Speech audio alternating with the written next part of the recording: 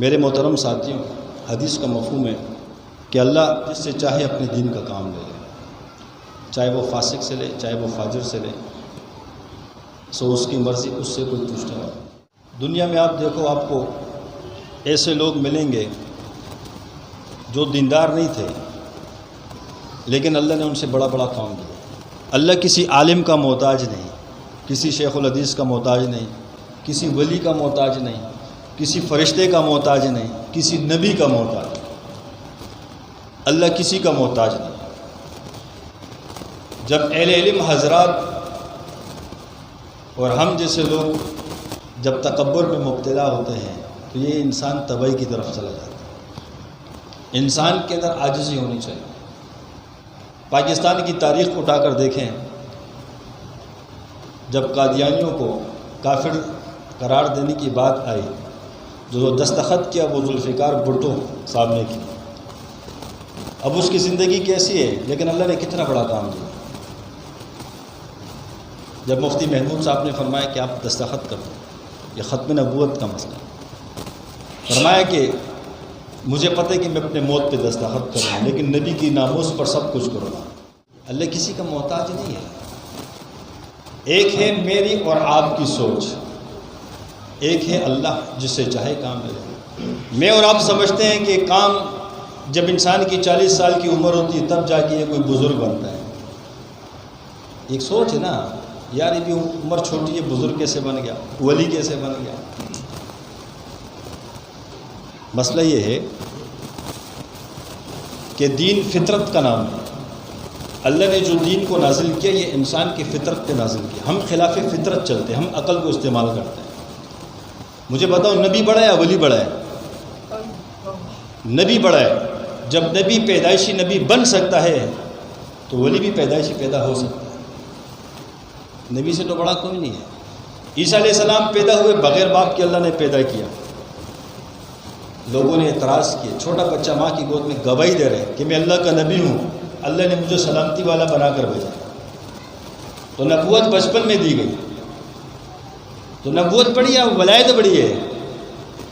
نبوت بڑی ہے۔ جب نبی بچپن میں پیدائشی نبی ہو سکتا ہے تو دنیا میں اللہ ایسے اللہ والوں کو بھی پیدا کرے گا جو پیدائشی ولی ہو۔ علم کس کی میراث ہے؟ انبیاء کی میراث ہے۔ تو جب انبیاء کو یہ حاصل ہے کہ وہ پیدائشی نبی بن سکتا ہے تو یہ فیض منتقل ہو سکتا ہے نا کہ نہیں۔ جب ہم مانتے ہیں کہ علم نبی کی میراث ہے تو جب نبوت اللہ نے بچپن میں دی تو یہ بھی صفت ٹرانسفر ہوتی ہے نا، کسی کو تو اللہ کھڑا کر دیتا ہے۔ ہم اور آپ سمجھتے ہیں کہ 40 سال کی عمر کی قید ہے، ایسی کوئی بات نہیں ہے۔ نبی بچپن میں نبی ہے۔ صحابی بڑا ہے یا ولی بڑا ہے؟ دونوں کا موازنہ کرے۔ صحابی بڑا ہے۔ حضرت علی رضی اللہ تعالیٰ عنہ نے کتنی عمر میں اسلام قبول کیا؟ کتنی سال میں صحابی بنے؟ 10 سال۔ حضرت امام حسن اور حسین کتنی سال میں صحابی بنے؟ جب چھوٹی عمر میں ایک صحابی بن سکتا ہے تو ولی کیوں نہیں بن سکتا؟ ہم نے یہ معیار بنایا کہ ولی کے سنگ ہوں گے۔ او بھائی، یہ سنگ نہیں ہوتے، اسی طرح ولی ہوتا ہے۔ یہ تو وہ والی بات ہے کہ ایک پیر صاحب کے پاس ایک شخص کیا بڑا موتا، کتنا پیر صاحب کا مجمع کے اندر بیٹھا ہوا ہے، پیر صاحب کا بچہ آیا تو بچے کی طرف اس سے پکارنا شروع کیا، بچوں سے بات شروع کی۔ تو جو بندہ معتقد بن کر گیا تھا نا، کہتے ہیں اچھا یہ کون ہے؟ پیر صاحب کا بچہ۔ اچھا، پیر صاحب بھی داکار گئی۔ ہم تو سمجھتے ہیں کہ پیر صاحب ہوگا جو خسی ہوگا۔ یہ سمجھانے کے لیے کہہ رہا ہوں کہ ہم نے ایک جو معیار بنایا ہے کہ پیر تو وہ ہوگا۔ او بھائی، فطرت کی بات کرو، انسانیت کی بات کرو، یہ خود سے معیار کہاں سے آ گیا؟ صحابہ کے دور کے اندر عمر فاروق رضی اللہ تعالیٰ عنہ امیر المومنین ہے۔ ایک عورت آتی ہے امیر المومنین کے پاس، شکایت لے کر آتی ہے، کہتی ہے میرا شوہر ہے۔ ایک صحابی آ رہی ہے، صحابی کی شکایت کر رہی ہے، کس کے پاس؟ عمر فاروق رضی اللہ تعالیٰ عنہ کے پاس شکایت کے لیے آ رہی ہے کہ میرا شوہر دن کا روزے دار ہے، رات کا تہجد گزار۔ یہ بات کی امیر المومنین سے اور فرماتی ہے میں اپنی شکایت لے کر واپسی جا رہی ہوں۔ چلی گئی۔ عمر فاروق رضی اللہ تعالیٰ نے خادم سے پوچھا کہ کتنی پیاری بات کر کے گئی، اپنے شوہر کی تعریف کر کے گئی۔ ایک صحابی سے پوچھا، چھوٹی عمر کے صحابی تھے، اس صحابی نے کیا فرمایا؟ کہا امیر المومنین تعریف کر کے نہیں گئی، شکایت کر کے گئی ہے۔ کہا اچھا وہ کیسے؟ کہا دن کا روزے دار، رات کا تہجد گزار، بیگم کو ٹائم نہیں دیتا، یہ شکایت ہے۔ امیر المومنین کہا اچھا یہ اللہ نے تم پہ راز کھولا۔ کہا بلا کر لے کر اس کے شوہر کو بلا کر، اب عمر فاروق رضی اللہ عنہ خود فیصلہ نہیں کر رہے، پوچھ رہے ہیں، اس بچے سے پوچھ رہے ہیں کہ تم پہ اللہ نے راز کھولا، ابھی تم ان کا مسئلہ حل کرو۔ وہ چھوٹے بچے حضرت عبی رضی اللہ تعالیٰ 17 سال کی عمر ہے، کتنی؟ 17 سال عمر ہے۔ وہ صحابی سے کیا پوچھتے ہیں؟ آپ کی کتنی بیوی ہیں، کتنی شادی ہو چکی ہے؟ تو صحابی فرماتے ہیں میری ایک شادی۔ کہا قرآن میں اللہ نے حکم دیا 4 شادیوں کا، کتنی کا؟ 4 شادیوں، لہٰذا آپ 3 دن اللہ کو تو 1 دن اس کو دو، 3 دن اللہ کو تو 1 دن اس کو دو، یعنی اجتہاد کیا، اتنا بڑا مسئلہ حل کر دیا۔ عمر فاروق رضی اللہ تعالیٰ عنہ اتنے خوش ہوئے اس کے اس فیصلے کرنے سے کہ اجتہاد کیا، اس صحابی کو اٹھا کے وہ بنا دیا، قاضی بنا دیا، قاضی کا سیٹ پر بٹھا دیا۔ صحابہ میں تھوڑی سی بات آئی کہ امیر المومنین نے چھوٹی عمر کے بچے کو ایک قاضی بنا دیا، جج بنا دیا۔ عمر فاروق رضی اللہ عنہ نے کیا فرمایا؟ فرمایا اس کی عمر کو نہیں دیکھو، یہ فقیہ ہے۔ تو صحابہ تو فطرت کو دیکھتے ہیں، صحابہ تو علم کو دیکھتے ہیں کہ اس کے بعد دلیل کتنی مضبوط ہے، صحابہ تو عمر کو نہیں دیکھتے تھے۔ فطرت ہے کہ جتنی عمر میں اللہ نے اس کو علم دیا اتنی عمر میں اس کی صلاحیت کو سراہتے تھے صحابہ۔ ہم کیا کرتے ہیں؟ ہم صلاحیتوں کو دباتے ہیں۔ اگر کسی کو اللہ نے صلاحیت دی ہے تو اللہ اڑو کے کہنا۔ کفار کیا کرتے ہیں؟ وہ صحابہ کی نقل کرتے ہیں، کافر وہ اس کی صلاحیتوں کو ابھارتے ہیں۔ اگر آج امریکہ کو پتہ چل جائے کہ 2 سال کے بچے نے کسی چیز کو ایجاد کیا، پاکستان والے دبائیں گے، وہ اٹھا کے اس کو سرائیں گے اس کو۔ تو کافر بھی صحابہ کے طریقے پہ چل رہے ہیں کہ جس کو اللہ نے جس عمر میں صلاحیت دی اس کو سراہا جاتا ہے۔ ہم کیا کرتے ہیں؟ ہم اس کی صلاحیتوں کو دبانا شروع کرتے ہیں کہ نہ تعالیٰ معصوم اتنا پوئے گے تو ڈیر غٹ پوئے گے۔ تو میرے محترم ساتھیوں، جب 17 سال کی عمر میں قاضی بن سکتا ہے تو یہ ہمارے جو بزرگی کے ہم نے جو اپنا معیار بنایا ہوا ہے 40 سال کی عمر، تو یہ کہاں سے ثابت ہے بھائی؟ کہتے ہیں کہ ہر نبی کو 40 سال کے بعد نبوت ملی ہے، جو پیدائشی نبی ہے ان کو کب ملی؟ 40 سال کے بعد ملی ہے۔ زکریا علیہ السلام پیدائشی نبی ہے۔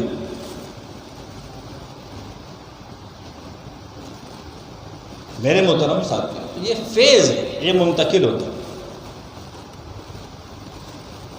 شیخ عبد القادر جیلانی رحمۃ اللہ علیہ رمضان کو رمضان کا چاند نظر آیا، پیدائش ہو گئی۔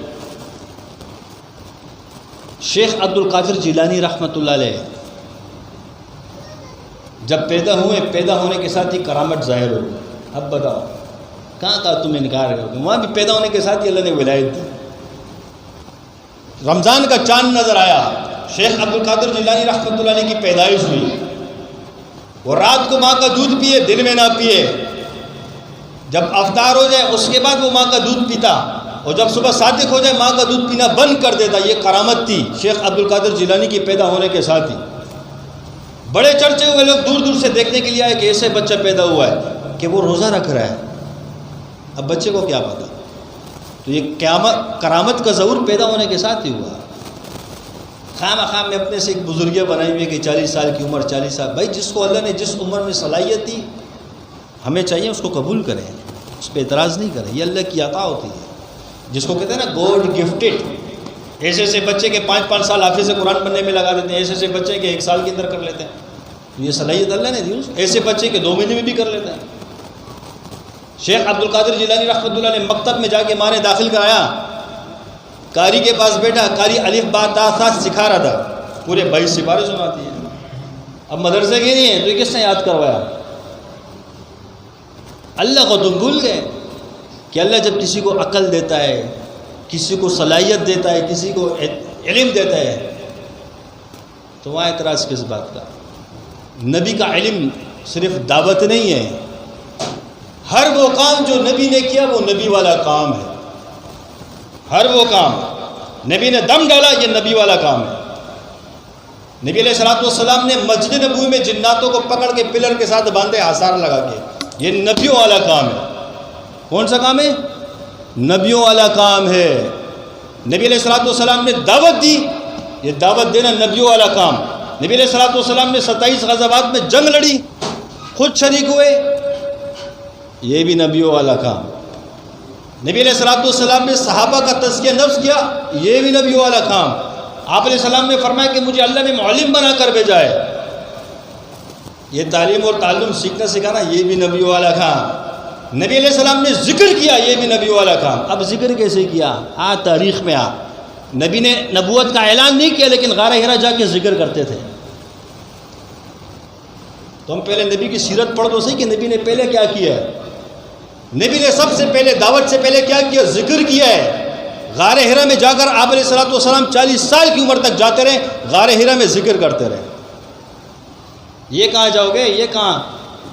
کہتے ہیں چلے کہاں سے آ گئے؟ یہ جو تم ذکر کرتے ہو کہاں سے آ گیا؟ نبی نے 40 سال کی عمر تک غار حرا میں جا کے چلے کاٹے ہیں، ذکر کیا ہے۔ پڑھو تو صحیح حدیثوں میں، علماء سے پوچھو تو صحیح، تحقیق تو کرو کہ نبی علیہ الصلوۃ والسلام 3 دن کے لیے جاتے ہیں، 3 دن کے بعد گھر آتے ہیں۔ کہتے ہیں نا سے روزہ لگاؤ، تو یہاں سے ثابت ہے۔ نبی علیہ السلام حشر کے لیے جاتے، غار حرا میں پورا حشر گزار کے آتے، 10 دن وہاں سے ثابت ہے۔ نبی علیہ الصلوۃ والسلام 40 دن کے لیے بھی جاتے، 40 دن ذکر کر کے واپسی آتے۔ پھر کیا ہوا؟ یہ قرآن کا نزول کیسے ہوا کہ نبی علیہ الصلوۃ والسلام ذکر کرتے، نبی علیہ الصلوۃ والسلام کے سامنے ایک نور کا گولا آتا، آپ علیہ الصلوۃ والسلام اس کو دیکھ کر خوش ہوتے تھے۔ ایک دن وہ جبرائیل بن کر آیا، پھر وہیں سے قرآن کا نزول شروع ہو گیا۔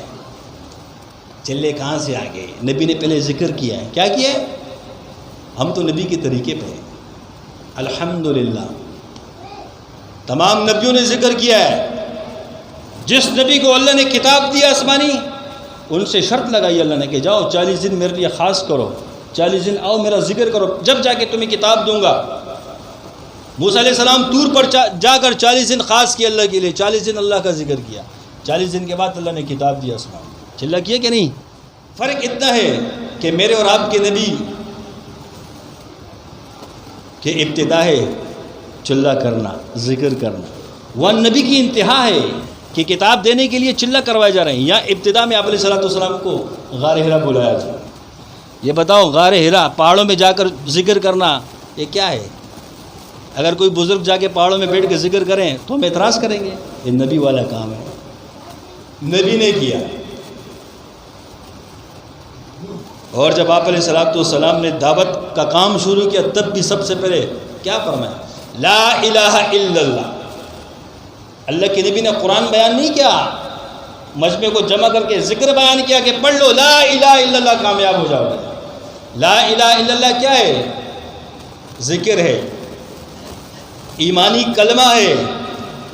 آپ علیہ السلام نے کیا فرمایا کہ اپنے ایمان کی تجدید کیا کرو۔ صحابہ نے عرض کیا رسول اللہ کس طرح تجدید کیا کریں؟ فرمایا لا الہ الا اللہ پڑھا کرو، اس سے ایمان تازہ ہو۔ اب ایمان کس کا تازہ رہتا ہے؟ ذاکرین کا یا عام بندے کا؟ ذکر کرنے والے کا ایمان تازہ رہتا ہے۔ حدیث میں آتے کہ 100 مرتبہ جس نے جو روزانہ 100 مرتبہ لا الہ الا اللہ پڑھتا، اور جب اس کا انتقال ہو جائے اس کا چہرہ 14ویں کی چاند کی طرح روشن ہوگا۔ جو 100 مرتبہ روزانہ پڑھتا ہے، جو لاکھوں کروڑوں میں پڑھتا ہوگا، اس کا کیا ہوگا؟ اس کا کیا حال ہوگا بھائی؟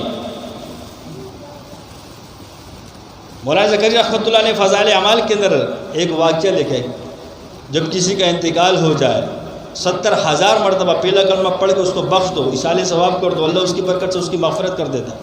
جو کروڑوں میں خود پڑھتا ہے اس کا کیا حال ہوگا؟ کہتے ہیں نا زیادہ ذکر نہیں کرو پاگل ہو جائیں گے، یہاں تو کوئی پاگل نہیں ہوتا۔ میرے محترم ساتھیوں، یہ سب نبی کا طریقہ ہے۔ آپ علیہ الصلوۃ والسلام نے کیا کیا؟ دعوت کے ساتھ کیا کیا؟ آپ علیہ الصلوۃ والسلام بیمار کی عیادت کرنے جاتے تھے اور اسی ٹائم اس پر دم کرتے تھے۔ دم کرنا کس کا کام ہے؟ کس کا کام ہے بھائی؟ نبیوں والا کام ہے۔ مجھے بتاؤ علم کس کی میراث ہے؟ انبیاء کی، اللہ کے نبی امی ہے نا، امی کا مطلب ان پڑھ نہیں ہوتا، امی کا مطلب ہے کہ اس کا کوئی استاد نہیں ہے، اس کو اللہ نے خود سکھایا ہے براہ راست، یہ مطلب ہے اس کا۔ لوگ سینہ بسینہ سیکھتے ہیں نا، استاد کے پاس جا کر بیٹھ کے سیکھتے ہیں نا، امی کا مطلب اللہ نے خود براہ راست سکھایا، امی کا یہ مطلب ہے۔ بتاؤ جب نبی کی یہ صفت ہے امی، تو دنیا میں ایسے اہل اللہ تو پیدا ہوں گے نا جو امی ہوں گے، انہوں نے بھی مدرسے میں پڑھا نہیں ہوگا، لیکن اللہ نے علم کمال کر دیا ہوگا۔ صرف علم تو منتقل نہیں ہوتا، یہ بھی نبی کی میراث ہے، یہ صفت بھی ٹرانسفر ہوتی ہے نا میرے پیارے۔ آپ علیہ السلام کے سامنے ایک صحابی نے کیا پڑھا؟ افحسبتم انما خلقناکم عبثا وانکم الینا لا ترجعون، یہ پڑھ کر ایک صحابی کے کان میں دم کیا۔ اب بتاؤ، یہ نبی کے سامنے کیا ہے۔ آپ علیہ السلام نے پوچھا آپ نے کیا پڑھا، کیا دم کیا؟ اس صحابی نے فرمایا رسول اللہ یہ آیات پڑھ کے دم کی۔ آپ علیہ السلام نے فرمایا آپ نے اس کو دم کیا، اس کے جسم میں جن تھا وہ جن جل کے راکھ ہو گیا۔ تو حدیث ہے، تین چیزیں ثابت ہے کیا؟ کہ دیکھنے کے ساتھ نبی نے تشخیص کی، دیکھنے کے ساتھ نبی نے چیک کر لیا نا، پتہ چل گیا نا کہ کون سا مرض ہے اس کو، جن تھا جسم میں۔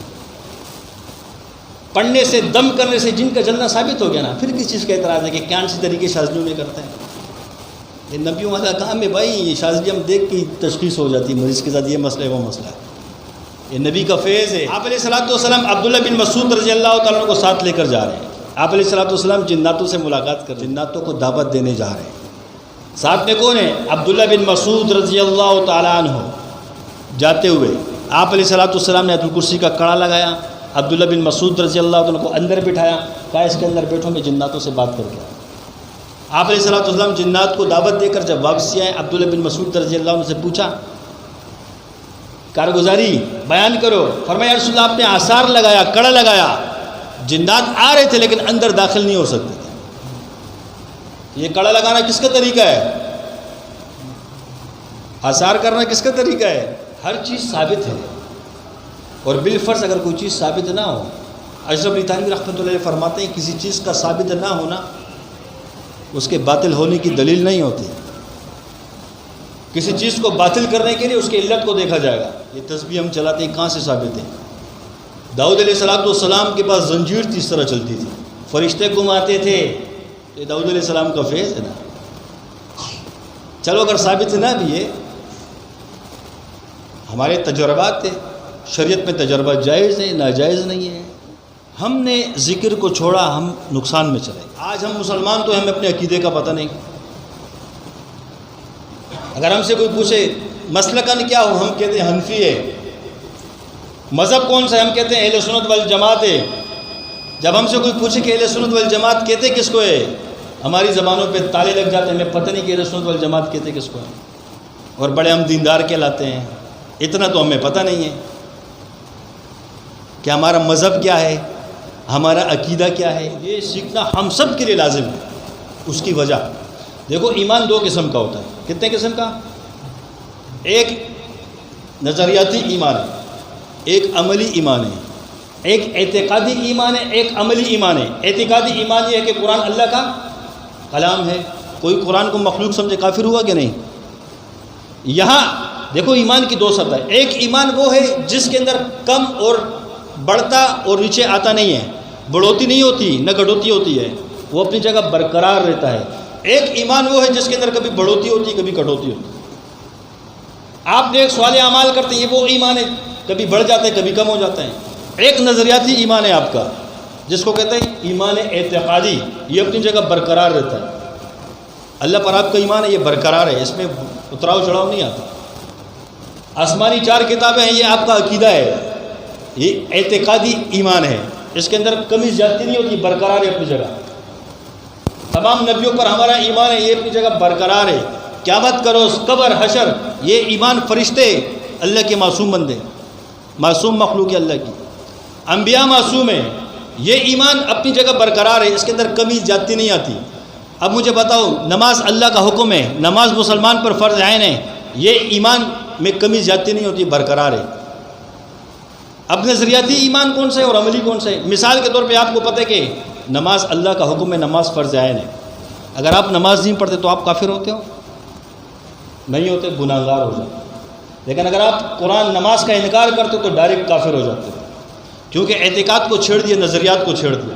تو ہمیں اب مسلمان ہونے کے ناطے مجھے اور آپ کو، ہم سب کو یہ پتہ ہونا چاہیے کہ ہم اہل سنت والجماعت ہیں، ہمارا عقیدہ کیا ہے۔ ایسا تو نہیں کہ ہم جذبات میں آ کے باتیں بڑی کرتے ہیں اور ہم کافر ہو رہے ہیں۔ ہوتا ہے نا، بعض انسان 2-3 بندے بیٹھ جاتے ہیں، بس مقصد کیا ہوتا ہے کہ یار میں اس مجلے کے اندر میری باتوں میں تیز ہو جاؤں، جیت جاؤں، دوسرا والا مجھ سے نیچے ہو جائے۔ ہمیں یہ پتہ نہیں ہوتا کہ منہ سے کفر نکل جاتا ہے۔ کیوں؟ اعتقاد کا پتہ نہیں ہے، ہم نے سیکھا نہیں ہے اعتقاد کو۔ کچھ ایمان ایسا ہے کہ وہ اعتقاد کے ساتھ تعلق ہے، آپ نے منہ سے صرف بکواس نکالی، گئے آپ ایمان سے۔ آپ نے نماز چھوڑ دی، نہیں پڑھی، آپ گناہگار ہوئے، کافر نہیں ہوئے۔ آپ نے توبہ کی، گناہ معاف ہو گیا، لیکن نماز لوٹانا آپ پہ ضروری ہے۔ فرض روزے آپ نے چھوڑ دیے، آپ نے افطار کر لی، آپ کافر نہیں ہوتے، گناہگار ہوتے ہیں۔ روزے کو نہ ماننے سے آپ کافر ہوں گے، لیکن نہ رکھنے سے کافر نہیں ہوتے، گناہگار ہو جاتے ہیں۔ آپ نے توبہ کر لی، گناہ معاف ہو گیا، لیکن لوٹانا تو ہے نا، رکھنا تو ہے نا۔ ایک یہ کیٹیگری ہے۔ دوسری کیٹیگری یہ کہ آپ ڈائریکٹ منہ سے ایسی بکواس کرتے ہو کہ کافر ہو جاتے۔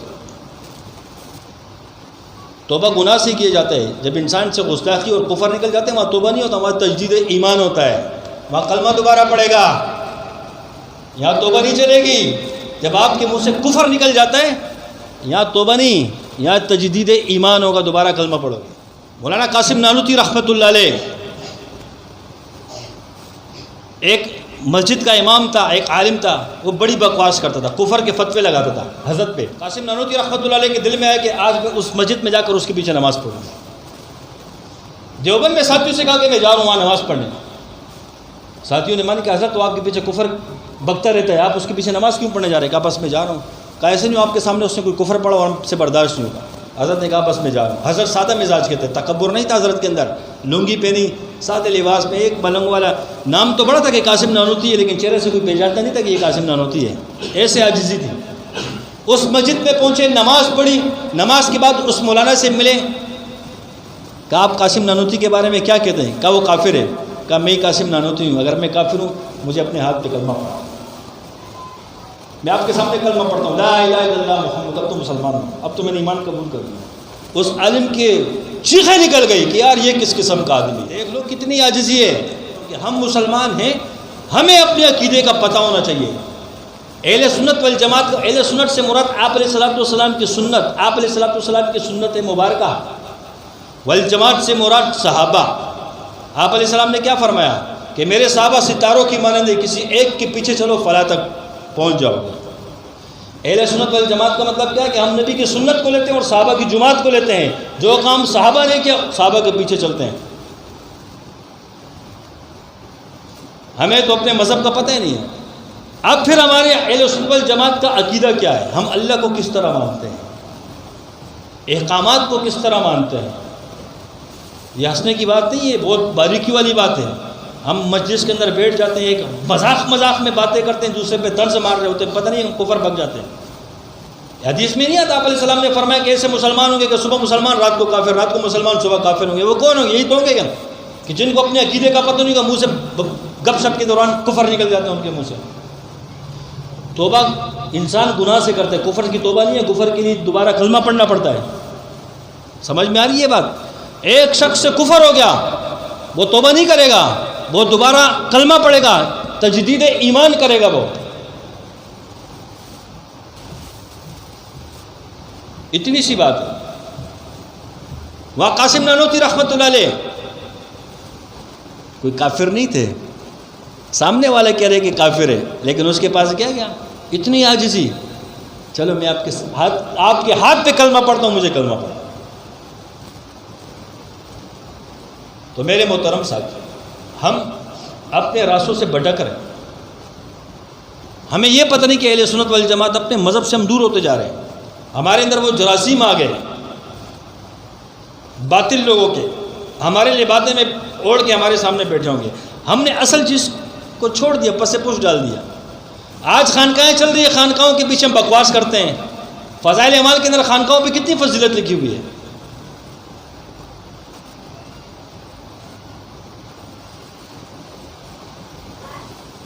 قاسم نانوتوی رحمۃ اللہ علیہ خانقاہ والے، حاجی امداد اللہ ماجر مکی خانقاہ والے، اشرف علی تھانوی رحمۃ اللہ علیہ خانقاہ والے، انہی ملنگوں سے تو اللہ نے کام لیا۔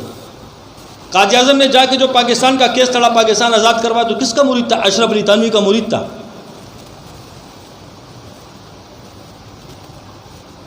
مولانا الیاس صاحب رحمۃ اللہ علیہ کس کے مرید تھے؟ مولانا زکریا رحمۃ اللہ علیہ کس کے مرید تھے؟ ہم نے ذکر کو عجیب سمجھ لیا، بدعت کہتے ہیں۔ نظام الدین مرکز کے اندر، تبلیغی مرکز نظام الدین کے اندر عصر سے مغرب تک کے حلقہ ذکر ہوتا تھا، اس کے بعد لنگر ہوتا تھا۔ میں خود سے بات نہیں کر رہا ہوں، جاؤ آج جا کے کتاب پڑھ لو۔